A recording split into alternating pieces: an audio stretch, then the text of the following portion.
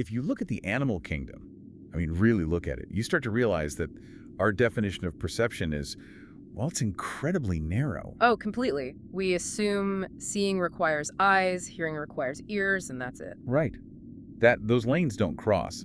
But then you see nature. You've got snakes that can see heat, spiders using webs to feel vibrations from across the room. And of course, the classic example is the bat. The bat, Yeah. exactly. Flying around in total darkness, catching insects, just seeing with sound, echolocation. And for so long, we've thought of this as a creature feature. Right. It's something they do. Or, if we talk about humans doing it, it's always in fiction. We bring up Matt Murdock, Daredevil. The blind superhero. It creates a comfortable distance, you know? If it's a superpower, we don't have to ask if we can do it. Exactly. But that distinction is, well, it's crumbling. We're looking at a stack of research today, mostly centered around an article from Cult and a really pivotal 2024 study. And it suggests this isn't fiction. Not at all. It's not even an anomaly. It's a dormant capability that it seems almost every human being has.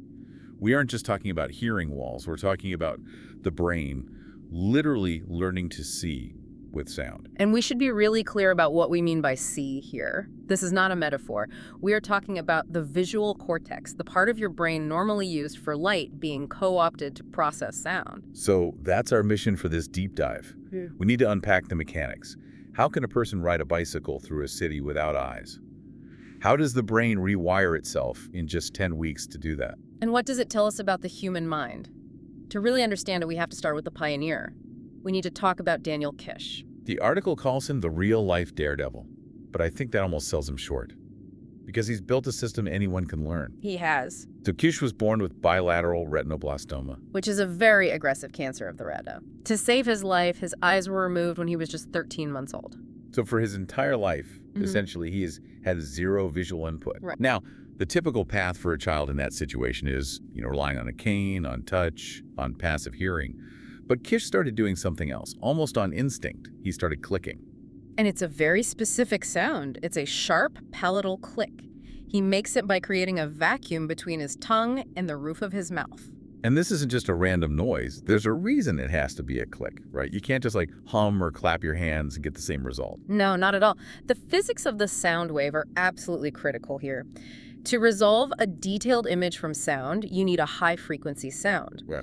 So low-frequency sounds, like a hum or maybe a footstep, they have these long wavelengths. They just tend to wrap around objects instead of bouncing off them cleanly. So if I hum at my coffee cup, the sound wave just kind of flows around it like water around a rock. Precisely. But a sharp click, it acts more like a particle. It hits the object and reflects straight back. It creates what's called a specular reflection. Kish is basically acting like a bat or a submarine sonar. He sends out this pulse, this flash of sound, as he calls it.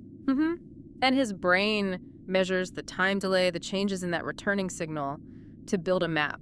And the article describes the result as 360-degree perception, which is where it gets so interesting because sight it's frontal. I can only see what's in front of me. But he's immersed in the signal. The echoes return from the pavement, the walls, the trees, even the traffic behind him. It creates a full spherical map of his environment. The most incredible example of this is that he rides a bicycle, and not in an empty parking lot. We're talking on public streets. He hikes on nature trails. Just imagine the processing power needed for that. A bike is moving. The world is moving relative to you. That auditory feedback loop has to be almost instantaneous. You click, the sound goes out, it bounces, it comes back, and your brain has to update the mental map before you hit the curb. It's incredible. In his TED Talk, he describes it not as hearing, but as flashes of light or patterns. He says his brain constructs images. And that's our bridge to the neuroscience, because for years, people just thought Kish was, a unicorn, a biological outlier. Exactly. And that's the skepticism that Dr. Laura Thaler, a neuroscientist at Durham University, wanted to tackle. She wanted to know, is this a unique talent or is it a learnable skill? And more importantly, she wanted to look under the hood to see what was actually happening inside the brain. Which brings us to this 2024 study in cerebral cortex. This wasn't just watching experts, this was a training protocol. Right, so they took 26 participants. Yep. 12 were blind and 14 were sighted, and that mix is so important. Because you'd assume the blind participants would have a huge advantage, right? Their brains have already been compensating. You'd think so. They've spent years paying attention to sounds that a sighted person just filters out. So they put this mixed group through a 10-week training program using Kish's methods. 10 weeks. That is a blink of an eye. If I try to learn guitar, in 10 weeks I can barely play a G chord. And yet the behavioral results were huge. But the real story is the fMRI data. They scanned everyone's brains before and after the training. Okay, so here it is. This is the aha moment about the visual cortex. This is it. So the primary visual cortex, or V1, it's this area at the very back of your skull. In most people, its job is to process raw data from the retina. Edges, contrast, motion. The textbook definition is that V1 is for sight, period. If you lose your eyes, V1 is supposed to just go dark. That was the old model. But Thaler found that after only 10 weeks, both the blind and the sighted participants showed significant activation in V1 when they were processing the click echoes. Let's just pause on the sighted participants. These are people with perfectly good eyes. Their V1 is busy processing light all day long, and yet the brain was able to say, okay, you know what? We're also going to run this audio data through the video card. It suggests that the visual cortex isn't really visual at all.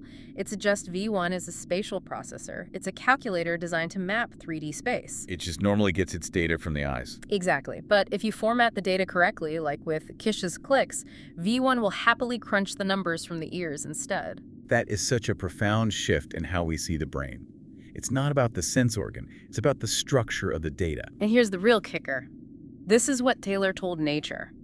There was no evidence that the blind participants learned better than the sighted ones. No way. Really? I would have put money on the blind group. You would have lost that bet. Yeah. The sighted participants, despite having a lifetime of visual dominance, showed the exact same capacity to learn and the same neural recruitment of the visual cortex. So that old myth, the critical period, idea that you can't teach an old brain new tricks, that takes a massive hit here. A huge hit. It implies the machinery for this is just sitting dormant in all of us right now. It's not about rewiring over a lifetime. It's about activating a latent function that's already there. So let's talk about the fidelity of this. Because when I hear echolocation, I'm picturing, just knowing a wall is there. Yeah. But the study details a level of precision that is. It's just startling. It's like high-definition audio. Thaler notes that experts can tell if an object that's a meter away has moved by just 5 centimeters. 5 centimeters? Yeah. That's the difference between grabbing a doorknob and missing it entirely. And it goes beyond just location. They can determine shape. They can tell you if something is a flat disk or a concave bowl or a cube. How does a click tell you cube versus bowl? It all comes down to the timbre, the quality of the echo. A flat surface gives you a clean, bright echo. A concave surface, like a bowl, focuses the sound so it's louder at a certain point. And I guess a soft object. A soft object absorbs the high frequencies so the echo sounds dull. The brain just learns to connect these tiny changes in sound quality with physical geometry. It's almost like a form of synesthesia. Yeah. You're hearing texture. You are hearing the shape of the world. And this is why Kish and Thaler are pushing so hard for this to be standardized. Right. The goal is to make it as common as long cane training. Exactly. Right now, if you lose your vision, you're taught to use a cane. And it's a great tool for what's immediately in front of your feet. Drop-offs, stairs, curbs. But a cane tells you nothing about the tree branch at head height, or the open doorway 10 feet to your right. Echolocation fills that gap. It's the long-range scanner to the cane's short-range sensor. Thaler really wants to see expert trainers in every clinic. And Kish is already doing it. He's trained tens of thousands of people in nearly 40 countries. He calls it activation training. That word activation is perfect, isn't it? It fits the neuroscience so well. He's not building something new. He's just turning it on. There's a psychological part of this that feels just as important as the navigation. The reduction of fear. Yes. Kish said that when sighted people learn this, it inspires them to perceive the world with less fear. Because darkness is only scary because it's an absence of data. If you cut the visual feed, your brain just goes on high alert, you feel vulnerable. Echolocation gives you that predictability back. It turns the unknown dark into a mapped space. You regain agency. It really feels like this whole story is about the flexibility of the human mind. We tend to identify so strongly with our senses. I'm a visual learner, or I need to see it to believe it. But the brain is so much more agnostic than that.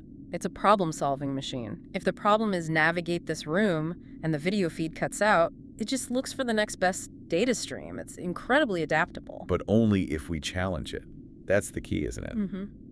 The sighted people in the study had the hardware the whole time, but they'd never used it because, well, they never needed to. Their eyes were doing all the heavy lifting. We call it visual dominance. Our brains are efficient, maybe a little lazy. They use the easiest path. Vision is high bandwidth, so that auditory spatial system just sits there idling. It takes a conscious effort to spin it up to full power. It makes you wonder what other evolutionary baggage we're all carrying around. Maybe in our deep past, this skill was much more critical. Very likely. Before electricity, before flat, well-lit rooms, we were moving through complex, dark, natural environments. Hearing a predator snap a twig and knowing exactly where it was, that was life or death. We've kind of domesticated ourselves out of needing that precision, but the wiring is still there. It is. So, okay, practically speaking, for the person listening to this right now who isn't planning to ride a bike blindfolded, what is the takeaway? It's an invitation to just expand your own sensory awareness. You can try this. Walk into a tiled bathroom with your eyes closed, and then a carpeted bedroom.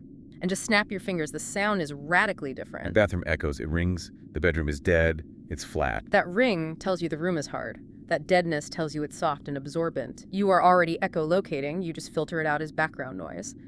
But if you start paying attention to it, the resolution gets better. It's about switching your brain from passive reception to active interrogation. That's what the click is. It's a question. Wall, where are you?